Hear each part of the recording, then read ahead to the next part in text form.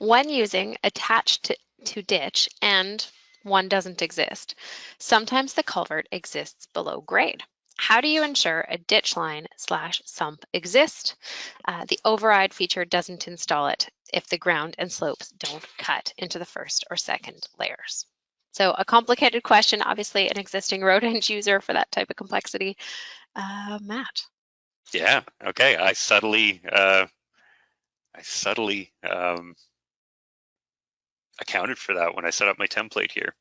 And I'll try to add a little bit of context here because that is just based off the question. It's an existing user, but for someone that might be new.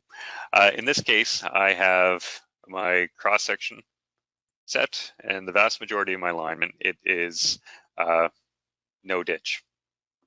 Now, in this case, where I've added in that pipe, I suddenly have a ditch. And it could have been very easily set up that I didn't have one.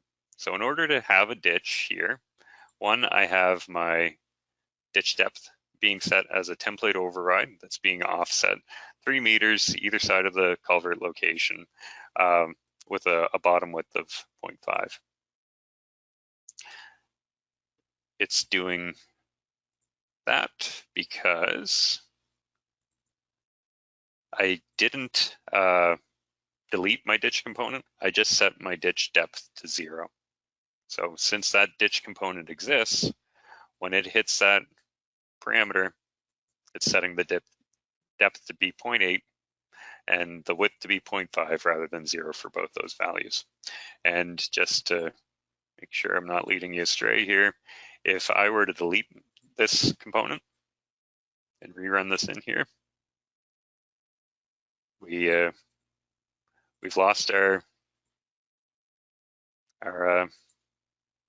ditch at that location. So there's no catch point to place it. So hopefully that answers your question. And yeah, all it is just a matter of keeping your ditch and setting the depth to 0.